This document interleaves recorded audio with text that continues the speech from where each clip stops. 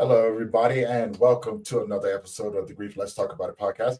You guys know who it is. This is Tony Lynch. I am the host of this podcast. And yes, we are your number one podcast for bringing you stories around death, down, and grief, and all the messiness that comes in between with some amazing people out here doing some amazing things, changing people's lives one heartbeat at a time. Now, before I bring on my next guest, I would like to just say if this is your first time tuning in, do me a favor, head on over to the YouTube channel, hit the subscribe button, hit that bell notification so you'll be notified every time that we drop a new episode. But most importantly, this is a live stream. So if you have any questions or comments, put them in the comment section. We'll be sure to answer them as we go.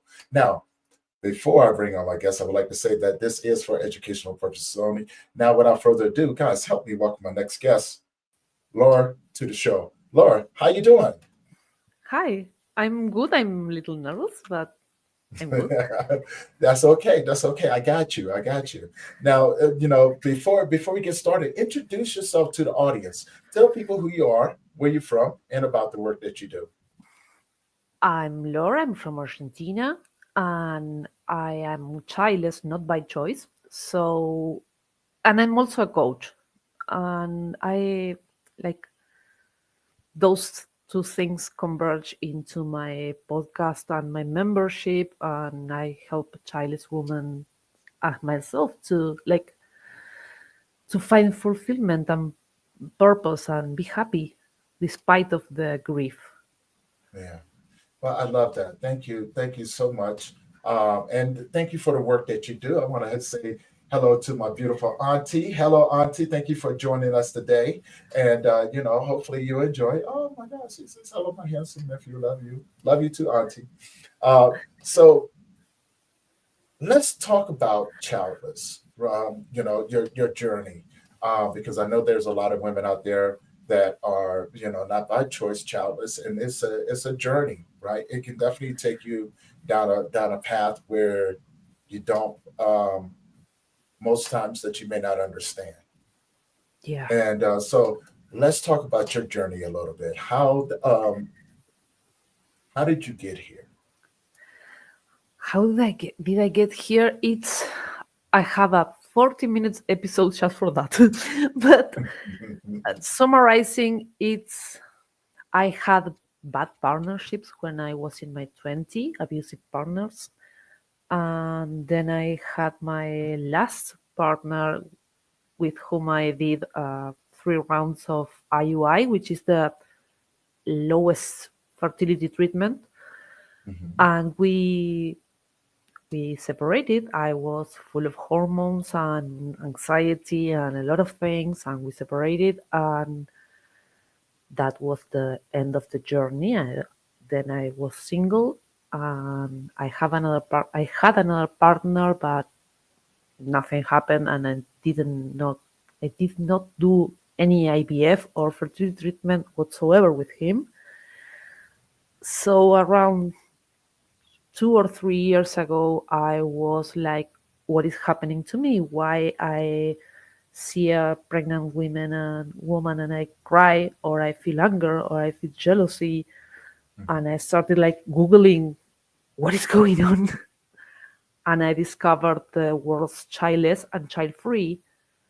And I identify as childless because even though there's the less part in the world, it honors the journey I had to do and the bless you Thank and you. the overcoming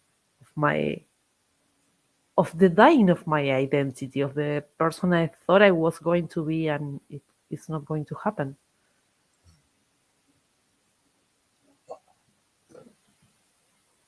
What can you say to those women out there that are going through something similar to you? First, grief is in this, I think grief is all around our lives. It doesn't matter if you're a mom or not, it's always there. But this grief, this franchise grief, needs you to feel it and needs you to share it, to find community of people that can really understand what you're saying and what you're feeling, what you're coming from. But it also lessens with time and self-reflection, and it opens the door to things you never thought of doing. Like I never thought I will go and do a podcast or have a membership. Right. And that was born because of I'm childless. Yeah. Now, I know there's a lot of women as well as men out there that are wishing that they had the opportunity to be able to do it. And yes, there's a lot of grief that comes along with that. And so let's talk about navigating that work. You know, and I guess it leads me to the question, you know, when when you're trying so hard and something does not happen the way that you like it to work out, how do you navigate that?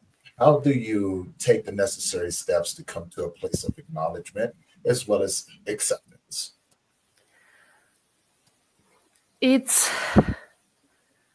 first of all, since we don't have kids, we don't get to have kids, we have the time and the energy to sit with our emotions. And grief, you need to feel it.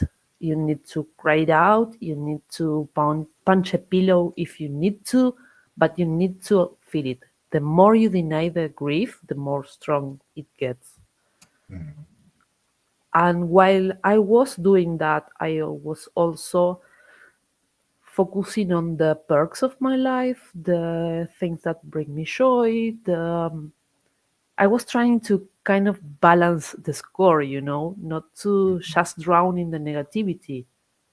Because even in the saddest day, there was something that made me smile.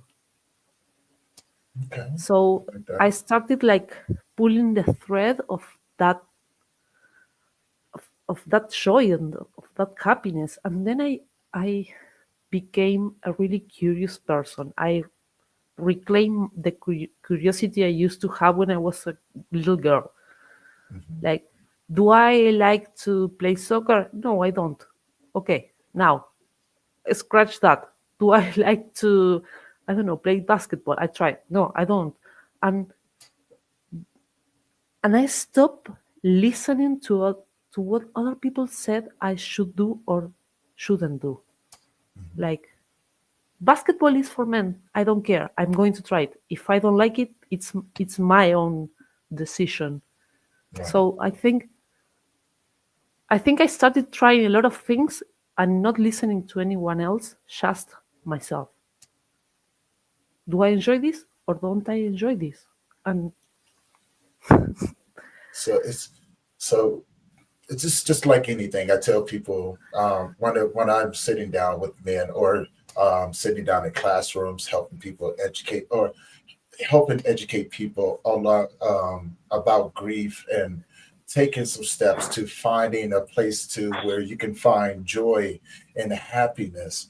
No matter what you're going through, grief is a mm, universal thing, and no matter who you are, at some point in life, you're going to experience it. And I tell them, find things that one makes you smile. Two, go back to doing some of the things that you enjoy doing with your loved one, right? That you really enjoy doing. This is a way to create a unspoken bond with the individuals that you have lost as well, right? But most importantly, and I love that you said this, learn to sit with it, learn to feel the emotions, and but also respect it, have grace for yourself, and have a lot of patience because it may take you down a road that you're very unfamiliar. Grief is unfamiliar to most people anyway, right? So when you're in a place of unfamiliarity, it is important that you take the time to educate yourself through your own journey, right? Not to model it behind anyone else's. Because mm, what works for myself and what works for Laura may not work for someone else. That's why I believe in the universal tools that we develop along the way to be able to hand to someone and say, you can mold this any way that you see fit. Um, what are your thoughts on that? I think I think you're right. And then also, like you mentioned, go to the or do the things you enjoy with the loved one. And it can be tricky for childless women because Mhm. I can't go to a park full of kids because Right. it breaks my heart. Not now, but in the midst of my grief, that would make me like, no, that's not for me. Right. So that's why I think community is so important in the child space because you get to talk about what you're feeling with people that really understands you and Yeah. don't say insensible things because they don't know what to tell you, and they Right. don't try to console you by giving you their kids because we we usually think hear things like you can have mine or you don't know how lucky you are. So it's about reframing our lives as any other grief, but it's not about revisiting loved one activities you did with loved ones. Mhm. It's about Yeah. finding new things. Right. No, I definitely understand that, right? And I do apologize. I could have worded that a lot better than what I did, and so I'm not, I'm trying to be very careful not to generalize it and everything, and Yeah, try to see it from the other perspective. But you said a lot of great points that I can personally relate to, right? Because there's, I still have a hard time going around other people's kids as yeah, well, from time to time, right? I have a very small window where I love being around kids. Don't get me wrong. I love being around kids. I love bullying them. I love, what I'm saying, getting in arguments with the little babies and, and we often get into fights. But I realize too, um, it's a very small window that I'm able to do it in before the heaviness of the emotion of um, of the loss yeah, succumbs to me, right? And so, and every time it comes, I realize that the tools that I develop, I'm constantly adding to because they may not work the same. What I did a year ago is not going to work today, because right? you're not the same person. Right, right. And we're constantly growing and we're constantly Yeah, learning how to navigate the new segments or the new versions of the world that we live in. Because the older we get, the more we retain. But also what people don't understand that the more that we retain, the more our world changes, right? yeah, Because we go through, not just those losses, but we go through the situations of life in general, yeah, right? And so I say we have to learn how to pivot in a way to where the blueprint that we have, we can add and subtract away from it as we need to be able to add in what we when we need them. yeah. Um, so, what sort of like we talk about grief, right? And there's one thing that when we talk about this, people often revert back to the five pillars of grief. Yeah. Sometimes people will go, well, it's nothing like this. And I go, yes, there's a reason for that. Right. And, because they're pillars. Right. And it wasn't written for people who were going through loss or experiencing childlessness or anything like that. It was actually written for people who were going through a terminal illness. Yeah. And so you're getting the words from those individuals instead of the people who are actually going through said loss. How do you help people navigate that when they have that sort of confusion about what that means? First, I recognize that the grief isn't completely over in this lifetime. There Mm, are there are layers and layers, and I usually compare us to an onion, and you peel a couple of layers, and you think, "Oh, I'm healed," and then there's another layer of, "Oh, this hurts." yeah, yeah, So I also compare grief as the sea. It has waves, and sometimes it's more feisty, and the waves kind of drown us, and then it goes lower. But there are waves that comes, and no matter how much time you think you have you've been over the grief, sometimes it surprises you. And always listen to that grief, what it's telling you, because if there's still a wound there, it's something you can still heal. Or maybe you just need to a good cry, because crying releases cortisol, and it's a it's a good thing. We are so Mhm. used to not cry, don't cry, why are you crying? And we need to cry. So if you need to cry, do that. Sit with that emotion, understand it, recognize that you are sad or even angry, and then you can move on in between quotes, because move on doesn't mean, yeah, I'm over it and Yeah, it's never going to show up again. But you can move on in that moment. I love that. I love that. Franco, thank you for tuning in. They say hello. So yeah, definitely thank you for tuning in and everything. Guys, if you have any questions or comments, maybe a similar experience, please put them I in the think comment that's section. my We'll be sure to housemate. answer. Okay, okay. Well, thank you for joining in. And for everyone else, like my auntie joined in and everything, and I love her. I'm so glad that she joined in and everything. But yeah, maybe you guys do have a similar experience or something like that. Put them in the comment section, or if you have any comments or questions for either myself or Laura about this particular topic, please put them in the comment section. We'll be sure to answer them as we go. Now, in Argentina, right? Because I want to talk about a little bit of a cultural thing. Yeah.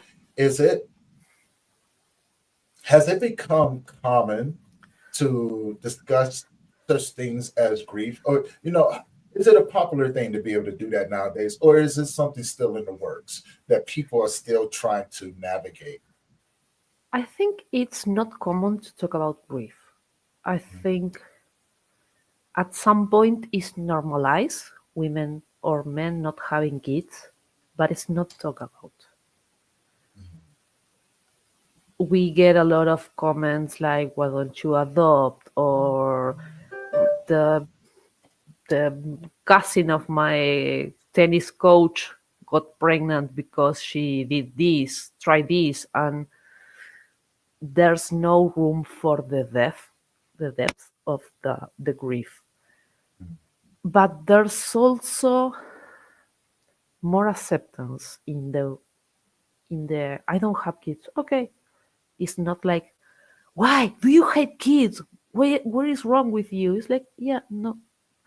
That I'm seeing a lot of things on social media about the pronatalism in Trump's government is trying to get more women to have kids, and some of them are really hurt because they can't. It's not that they want or they. So I don't think in Argentina there's that layer of pressure of you have to have kids. Right. Okay. And I do love that, right? Because I've done talks on this before and brought a different perspective to it, from a male's point of view as well as, and combined it with the woman's point of view on this as well, right? And what I found was, although it's not talked about, men will often feel this as well, right? Like Yeah, we go through those things. We feel the grief, we feel the sadness, and there's a sense of loneliness that comes along with that as yeah, well, right? There's a sense of loss of what you thought the future was going to be.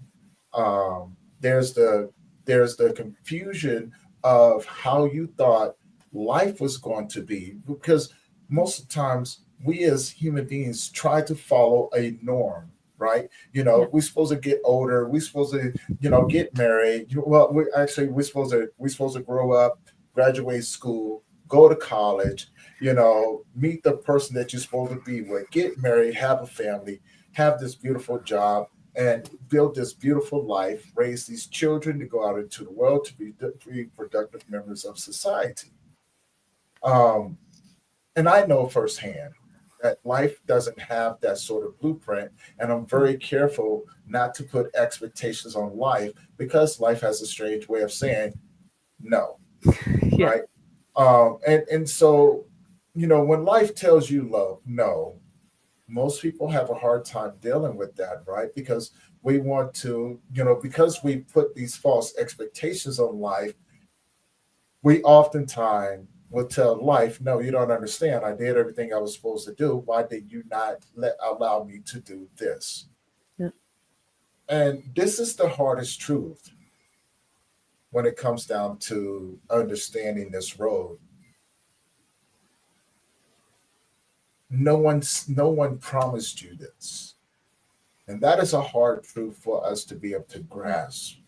Yeah. But also, it's a hard truth to know that maybe life is not going to be the way that you thought it was going to be, right? How do you yourself? How did you navigate this, right? And become the woman that you are today, with smiling and laughing, and getting to where you are today, but also having the courage to go out and look at those women and go, let me sit down with you.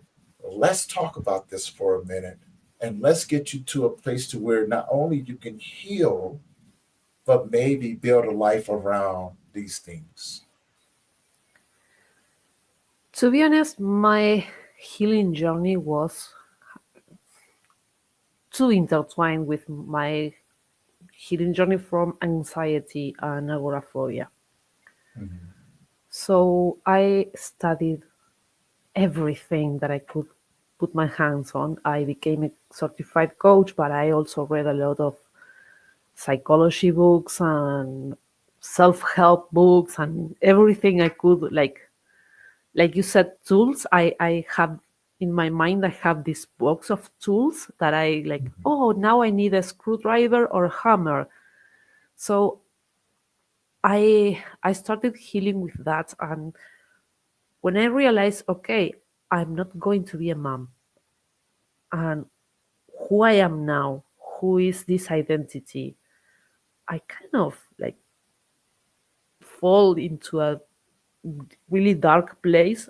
And I was able to grab those tools and realize, okay, I'm not entitled to be a mom. I always thought it was going to happen, and it's not happening. Am I going to be a zombie the rest of my life, waiting to die myself and not live, just survive with the bare minimum? And I really didn't want that. That scares the shit out of me. Sorry, but No, no, it you're scared fine. me. It really scared me. Like, if I'm 40 and I'm this depressed, am I going to be 80 and still be like this? I don't want that.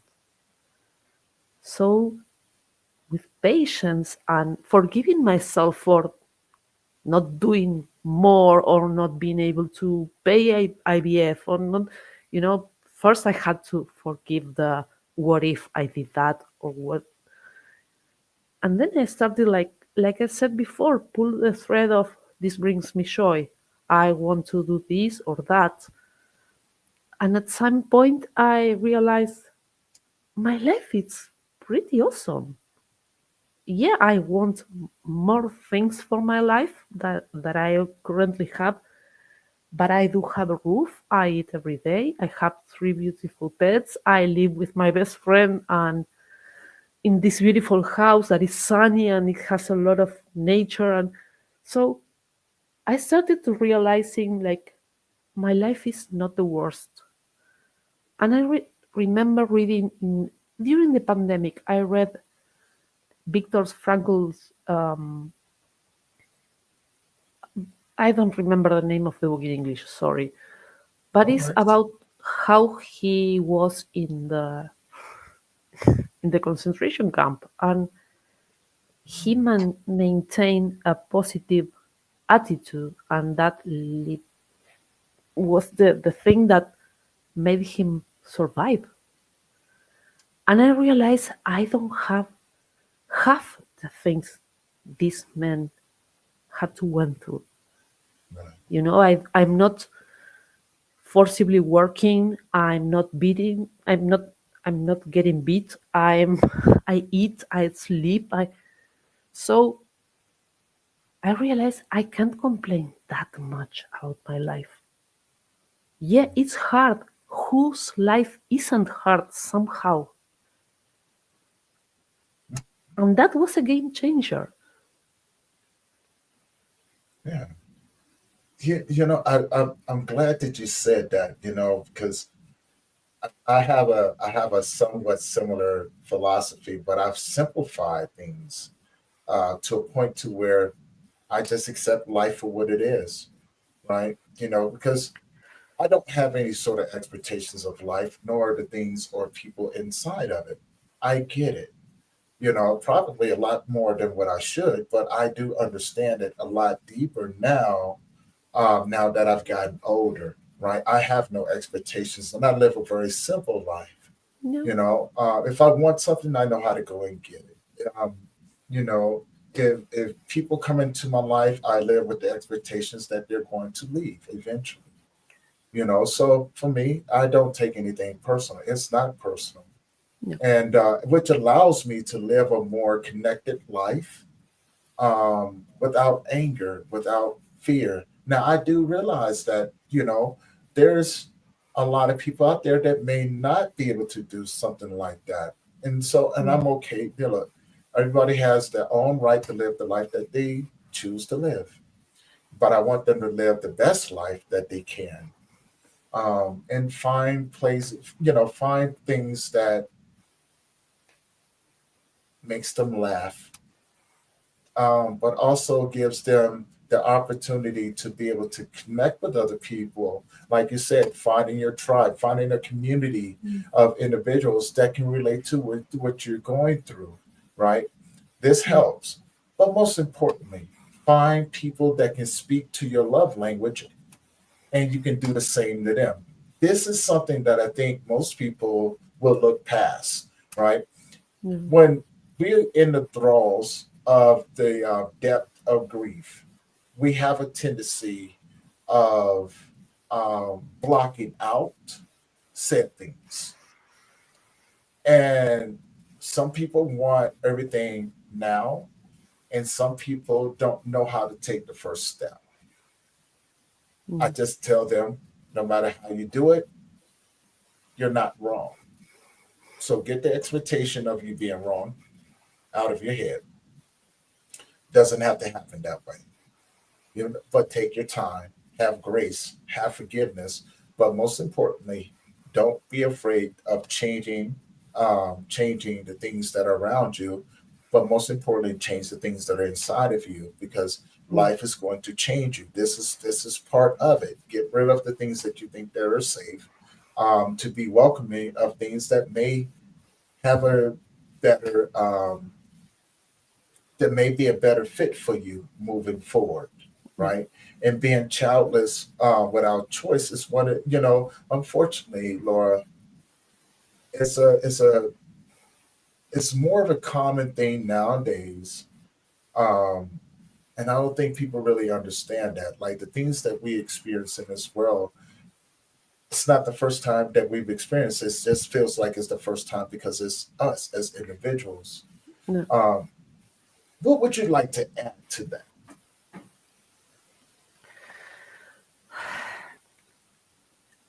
I think a lot of us don't realize everyone has struggles. So a lot of us play the victim card, or my life is harder, or and it happens a lot with childless women. I talk with men too, but especially with women. That's why I say childless women. A lot of times I read posts of I hear things like, "This mom was talking about her kids the whole hour we were in the gym." Yeah, but it's her life. and she has struggles too, and maybe she's talking about that because she doesn't want to talk about her how her husband is cheating on her, and you don't know. It's not doing it on purpose, it's not doing it to you. And a lot of times we immerse ourselves in that victimhood. So it's important to remember that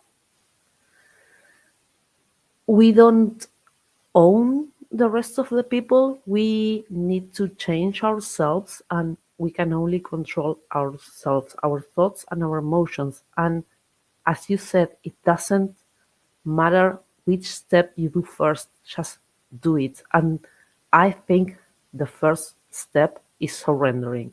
It's like, I Mhm. accept this is my reality right now. In regardless of childlessness, you're either you're a mom or you're not. It's not like, oh, I'm sometimes, but by accepting it, I like allowed myself to feel all the other things, and then I could start building. I feel like I had this castle made of sand, and I had to sweep it, and okay, I'm starting over. But until I sit with that, and okay, this is not happening, I couldn't start. So my first step was, okay, clean slate. Okay. I like that. I like that because I don't know.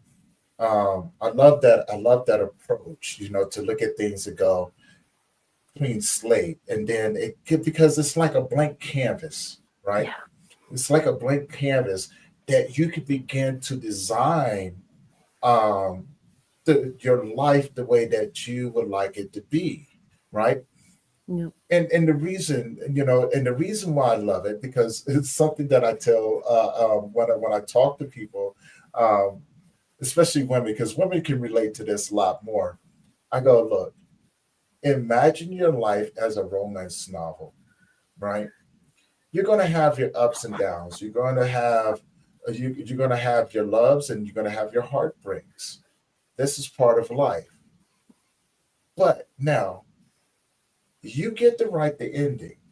You get there from that point when you realize that this is the way that your life has been. Rewrite it. Well, begin to add in different pages that is filled with adventure, that is filled with curiosity, that is filled with creativity, but most importantly, it's filled with the things that you want to do, because you're not at the end, but you get to dictate what the rest of it looks like. So fill those pages with those things. But don't be afraid to add in the things that didn't work out. Because once you acknowledge what worked and what didn't work, you can begin to focus on the things that do, right? And it becomes this thing of, what else can I do, right? Now here's a hard part for most people. Here's a really difficult part, and it took me a long time to figure this out, and it was so hurtful once I figured it out, because I realized it was truthful. Not everybody's going to be there with you, right? You're going to lose people and friends along the way. yeah. Unfortunately, it's going to suck. It is going to suck. You may have to say bye to people that you've loved, which can include family and friends. Mhm. But don't be afraid to understand that maybe, just maybe, that time with you is up. People people have their own journeys in life. And if you're lucky, you'll find somebody that will walk this journey with you. But don't be afraid to breathe and let those individuals that aren't supposed to be there with you go. And when you're dealing with things, especially when you're filled with hope of what that life looks like, it can be very difficult, very depressing, fill you with anxiety. It can wreck your nervous system. But you'll heal. But again, these are just some things that I thought of as I was going through mine, and I know everybody may experience it differently. I want to talk about some universal traits that people have that we can hold on to, especially women like yourself, that they can hold on to that will help ease the blow of the navigation through it. Yeah, let's talk about some universal things that people can use. I think you said the writing the novel, and I did two exercises kind of like that. I first, the one that really shift my mindset was I imagine myself in my deathbed, and like what I'm feeling. I am feeling like I lived the life, or I just like I died 40 years ago. So that Mhm. helped me. Okay, I need to change something. I also did an exercise that is writing down your ideal day. Mhm. And my ideal day, I discovered, was nothing fancy. My ideal day is surrounding nature, in community, but I didn't have anyone specific there. I always have pets, so my pets are there. And then I was able to start building my ideal day from scratch, because I'm like I said, I have a white canvas. I use that phrase because I paint two of the paintings that I are behind me. I painted them myself, so I imagine myself doing that. Okay. And one tool I it's also super great for me, and I think it's great for everyone, is the like the atomic habits things that in, you improve yourself a little bit, not overnight, but every day you build something, and it's a process that lets you steer your life in another way, but also it's not something that shifts you so much that you don't recognize who you are anymore. So it's a tool that I use a lot, because it's like, okay, I I believe I don't clean my home because I'm childless, and I don't think I deserve to have a clean home, because I've heard that. Okay, start with the kitchen, then start with a drawer, then keep the kitchen clean, and then add that to other drawer. So you can go from that.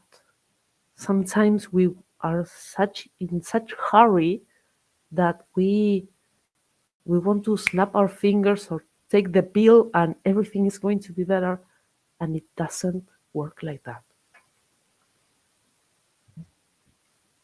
I like that because there's a hard truth in there, right?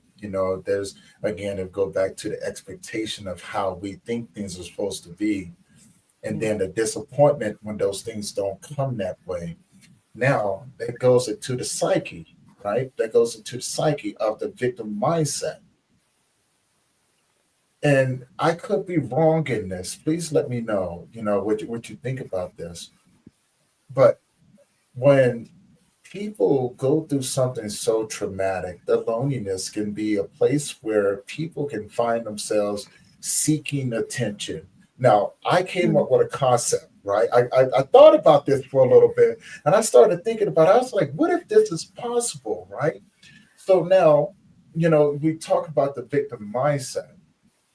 I say we have to properly identify these things. And what I mean by this, there are some people that are addicted to grief, Yeah. right? And what I mean by that, there are some people will intentionally do things for one to always be a victim, but two, because that's the only thing that they've ever known was the grief of those of life. Yeah. And without it, they have they don't really know how to feel in the world around other people who have started their healing process. So that gives them an excuse to keep repeating that cycle, which in turn, most people will label this as toxic. I say we have to be careful with what labeling those as Yeah. well. Like what is toxic, what is not toxic, and be able to go, no, this person is struggling with their mental health because they become addicted to the feeling because this is all that they know. And once we can properly pinpoint those things, then we can get a person from being in one place of victimhood to begin to bring acknowledgement and shine a light or mirror that image to them and say, this is what you're doing to yourself. But now let's look at what you've done to other people and see if we can't change something. Does it always work? I don't know. This is just something new to me where I was just thinking about, right? What are your thoughts on that? Because this is really, really interesting to me. I when you were asking me if I identify people that live in victimhood, my mom, like my dad died when I was 4 months old. I'm Mhm. 43 and she's still grieving him. And every year he's more like godlike. But I stopped fighting her. I let her. The other thing that has happened is that since you want to be a victim, I let you, but I'm going to be happy. There's this thing called mimetic behavior. Mhm. Yeah. I think I somehow inspire her to start letting go of things. And in the last 3 or 4 years, she's more easygoing. And she's starting to get rid of the insanely amount of stuff she has in her house, Mhm. including my dad's belongings. But I never told her to do that.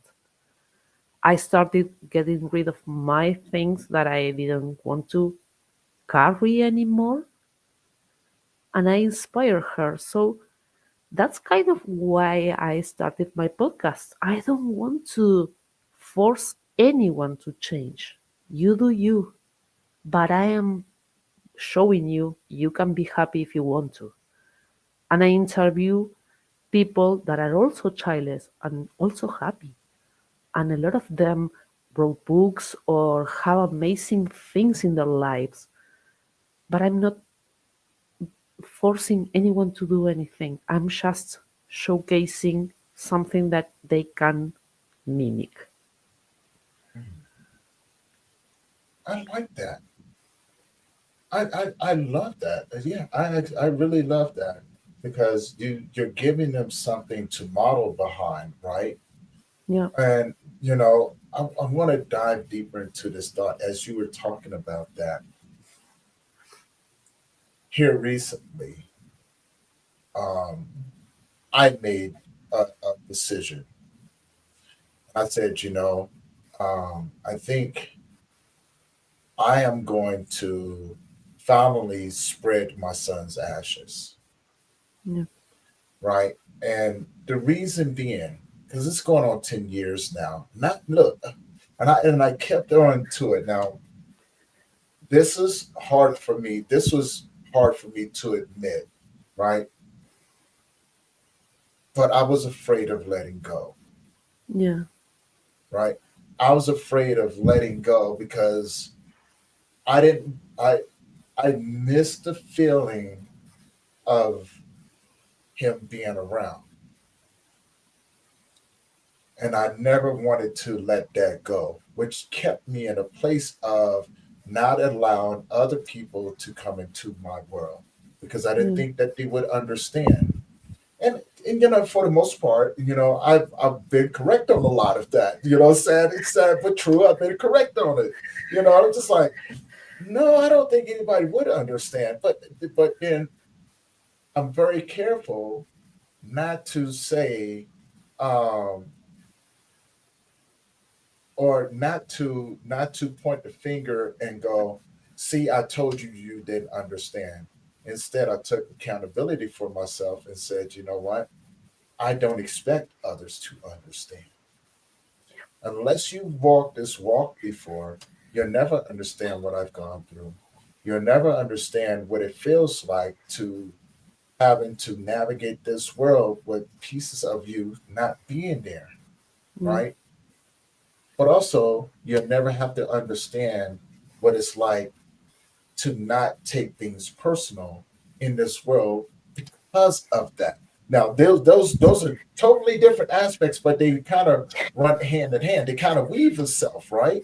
You Yeah. know, and and I think this is like I still have a shirt from my son, a little bitty shirt, right? And I actually found it by accident. I actually found it by accident. I was sitting around one day and I was going to the gym and I grabbed the shirt and I went to go put it on. And I realized my arm only went through, and I was like, well, I know this isn't mine, because I totally forgot about it. I Yeah. totally forgot about it. And what it did, it made me sit down and I had to reflect a little bit and I had to go, wow, it's the little things that make you smile, right? But also Yeah. the little things that brings the perspective of your new life.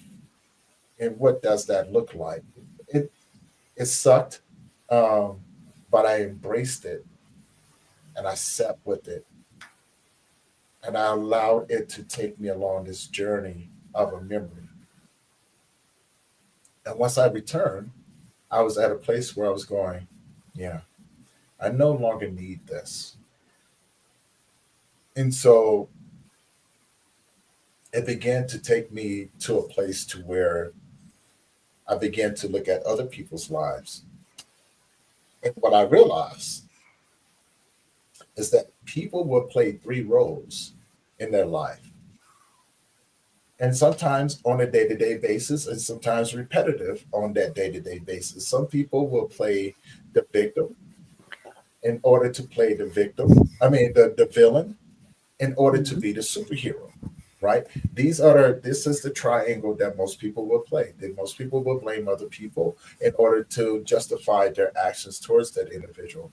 But once that action has consequences, then they become the victim, right? Or Yeah. yeah, they become the victim. Now, once they become the victim, they will say these words. I'm pretty sure you've heard this as well. Some people just go, "No one's ever going to do this again," and they go out there and they become, now they want to now they want to have a voice for someone else that's going through something similar. So then they become the superhero, right?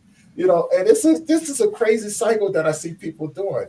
Now, once in a while, you can sit in that and separate yourself from that vicious circle, and you can become the observer. And I think this is Mm. where the transformation starts to happen, because once you begin to acknowledge that this is the cycle that you're going through, um, you can begin to intervene and make different choices to um, redirect the trajectory of what that looks like. Now, I could be wrong, but that's just an observant, someone who's very observant of not only my life, but of the people who are in my life, because it helps keep me safe from Yeah. unnecessary hurt. And it keeps me at a place of acceptance of what and who people are. And again, I could be wrong, but these again, this is just things that I've put together. Would you like to share your thoughts on I think I've seen those three archetypes a lot, and I think for most part I play the victim and the villain. Like I was a really angry and aggressive person because I was hurt. Mhm. And as you said, I became my own observer. It's like, are you always going to react like that? Are you always going to think life is unfair and make a tantrum of it and do nothing with that? Mhm. And at some point, I think I tried to become a superhero, and it's just like, and I said, like, no, I can just save myself. What I can do is be kind, because even the most angry person is extremely hurt. No one that is happy goes through life hurting others. Yeah. So I try to be kind to everybody. That doesn't mean if you slap me, I'm going to sit still and smile at you like, oh, great slap. I'm not dumb, you know. No, I can see you get up like Yeah, I'll but just sit around. I'll be sitting around laughing like, "Ooh." yeah, I'm going to get feisty most likely. Yeah, yeah. But I treat everyone with kindness. And what I see is a mirror of kindness because I'm not bitching to anyone. So Right. it, I think I get out of that triangle. Now I'm Right. just nor the victim, nor the villain, not the superhero. I can't save anyone because ultimately everyone saves themselves. Yes. Yes. You know, I I, can I give you my hand, but that's it. you know what I started doing? Um, I will give people my hand, right? And the reason being, there's a couple things that I put together along this journey. You know, because for one, if I put out my hand to you, it's not to give you a handout, it's only to give you a hand up. Yeah. I can accept people for who they are, no matter who they are, as long as they're honest with me. As long as you're honest with me, hey, you know, if you're a thief, let me know that you're a thief.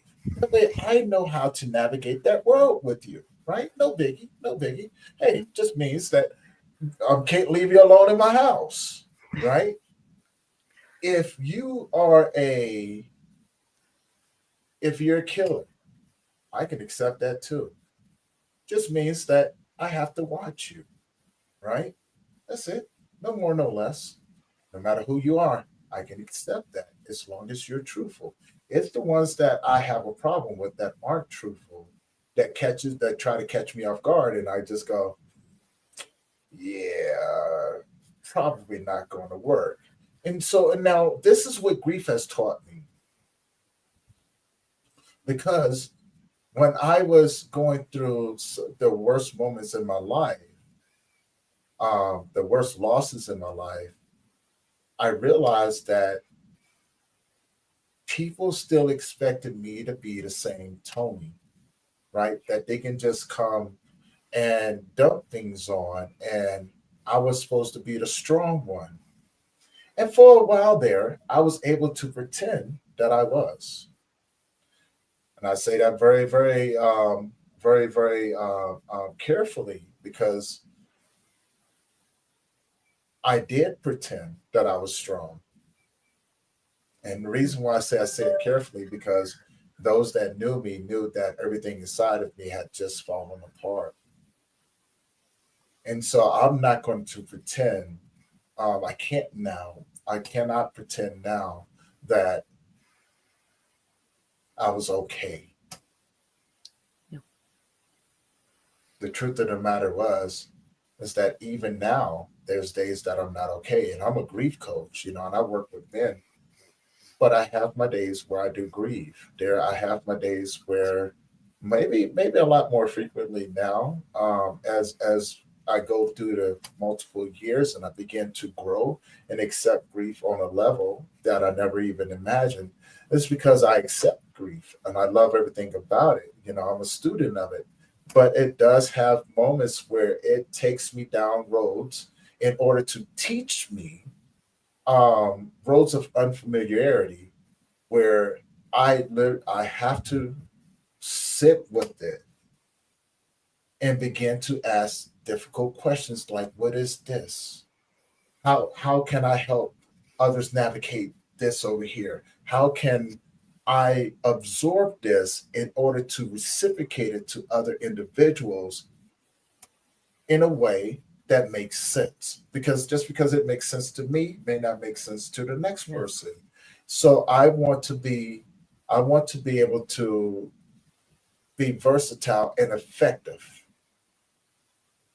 And that in itself comes with its own set of rules and boundaries, but also challenges and depthness of emotions that you may not be familiar with. But again, these are just things that I've learned. And I want to get your thoughts on this as we begin before we close this out and everything. What are your thoughts on that? How do you sit with those moments of depthness? I was I needed to be a really strong person in my childhood and adolescence. Mhm.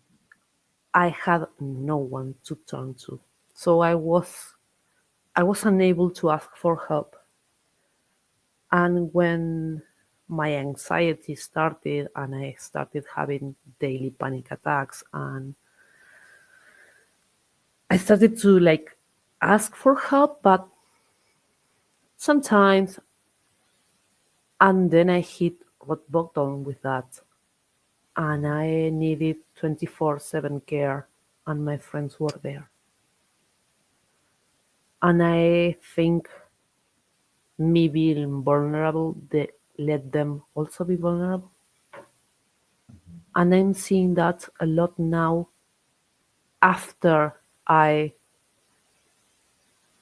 like threw away the mask of I'm strong and I'm of all capable and I'm super independent.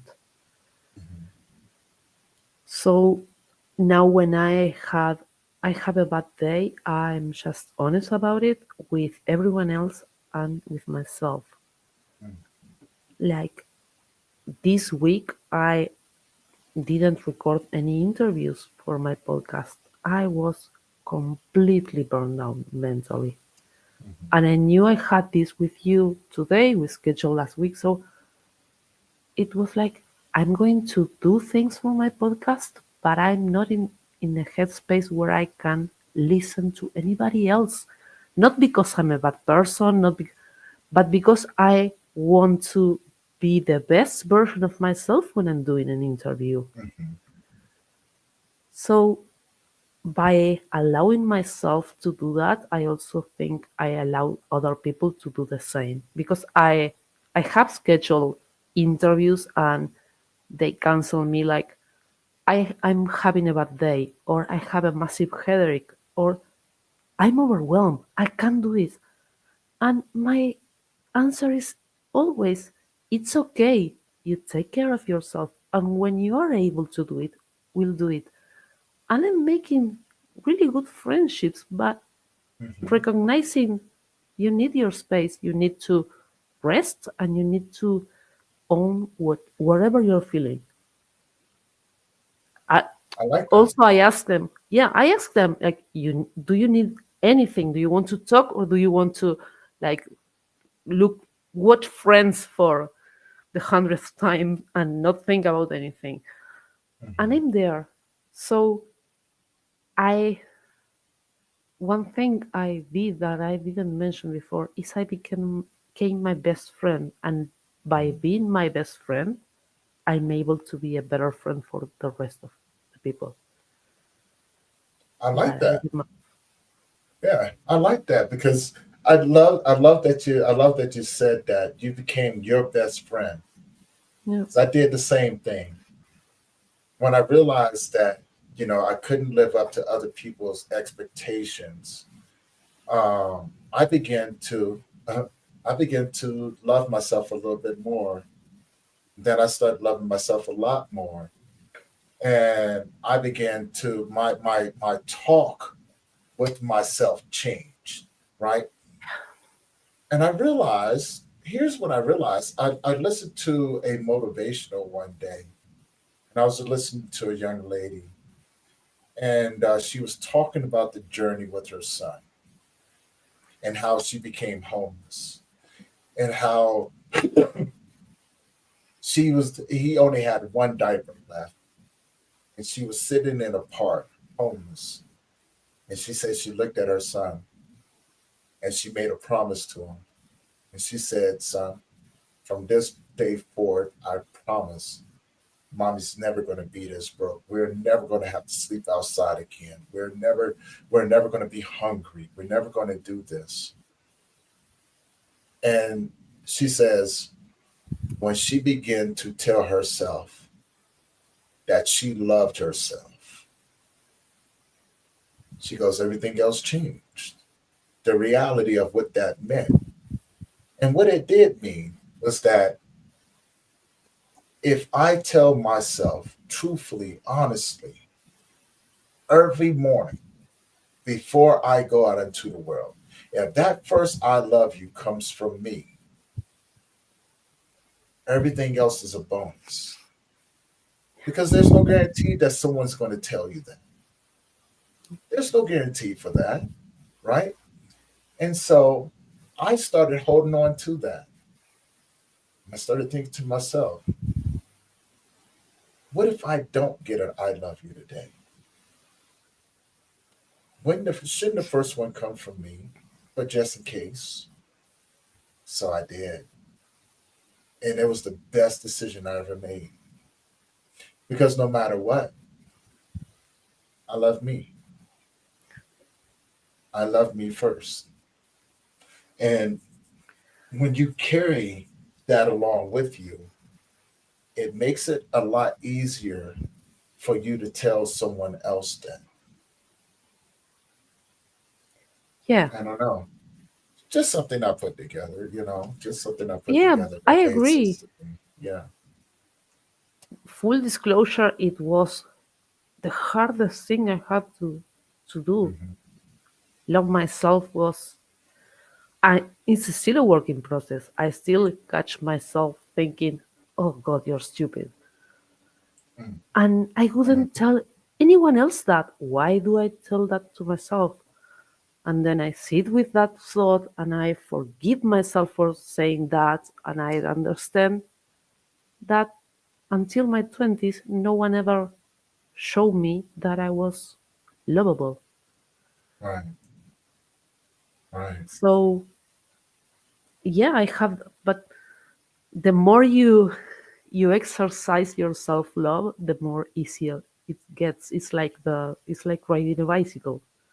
It's not like, oh, I need the training wheels. Oh, I took one out. Oh, I took the without hands, and but it is an exercise. It is a process. But Yeah. most people don't want to do that. Yeah. I think the biggest thing is, Laura, I think most people do want it, but they become conditioned to being talked down to, that they Mm, often believe what people tell them. And sometimes people get stuck in that because they don't see a way out. And that can be a very dangerous place for a person to be because there's your self esteem, there's your ego, and there's everything that you should take into for love for yourself that is being destroyed, not just by outside words, but from inside beliefs, right? yeah, And we some people don't know how to get past that, especially when they're going through loss in the reality or the expectation of our belief system. It's really hard to shake. And I think that's where yourself comes in Yeah. with with your positive attitude, your smile, your knowledge, to help those women navigate that world, to get them to a place to where they can look at the situation as well as the grief that they're experiencing. And it allows you, and I could be wrong, but please let me know, but it allows you to be able to love them where they need to be loved. Yeah, every time I read a post like I'm worthless, my life is over, I I wish I could make them see how bright they are, how love they can be, you know? No love in a sense of verb, but it's in a sense of you are light, you are love. You are not a childless woman or a mom. You are worthy of everything. And I wish I had that power, but I don't have it. So what I'm trying is, like I said, mimetic behavior. I'm showing you I could. And since I could, you can too, because I hated myself. Mhm. And here I am. I hated myself, the world, the sky, and everything, everything was, Understood. Yeah, understood. Wow, yeah. wow. I definitely understand that there's a lot, and for everybody out there, we haven't even scratched the surface. If women out there, if you are seeking support, maybe, you're going through something similar than what we talked about, reach out to Laura. Her information is in the YouTube channel. Again, you know what I'm saying? As we begin to wrap this up, I have a couple more questions for you, Laura. The first one would be, how can people find you? People can find me here in YouTube, in my channel, in Happy Child's Mindset, my IG, my TikTok, Facebook, everything is Happy Child's Mindset, so it's easy to find me in all platforms. Nice. And now, my second question would be, if you had a superpower, what would it be? I think the one I told you, the ability to make people realize how amazing they really are. Mm, I love that. I love that. Now, if you could leave the audience with something, what would you leave them with?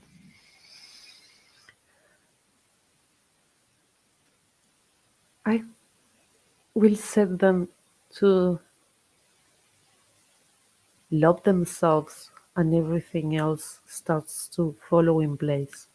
Mhm. And it takes work, but it's so, so worth it. Mm, I love that. I love that. For everyone who has been tuning in, IG on Instagram, Facebook, YouTube, for you guys that's been tuning in, thank you guys for tuning in and rocking with us all the way to the end. And if you enjoy conversations like this, look down at the bottom. Like I told you, I was revamping the podcast and everything. So we got everything up there. I got all my social medias. You can guys go follow on Facebook. You know what I'm saying? It's all up there. Men's Grief Support, IG. There's my LinkedIn. There's the podcast. You know what I'm saying? But also, if you guys would like to help support the channel, my Cash App is down there. This helps us to be able to create more content. But if maybe you can't do that, maybe just like, comment, subscribe to the channel. And Yeah. that is greatly appreciated. But most importantly, maybe someone who can benefit from the conversation that we have. Do me a favor, share this along with them. Oh, is your podcast, is it on YouTube? Happy Childless Mindset as Yep. well. Okay, guys, go Yeah. check out her YouTube channel, right? You know what I'm saying? If you love the conversations that she has, she's putting a lot more content out there that goes more in depth than what we just talked about today. This is just a snippet, you know what I'm saying, that we haven't even scratched the surface. Women, please go and check it out. Men, if you want to educate yourself and know what the women in your life are going through, please go over there and check it out as well. Right. And with that being said, guys, we're going to wrap up this episode of the Grief Let's Talk About It podcast. And we're going to see you guys in the next one. And from me to you, love you. Thank you for your support. I'm going to see you guys in the next one. Okay. Have an awesome day. Peace.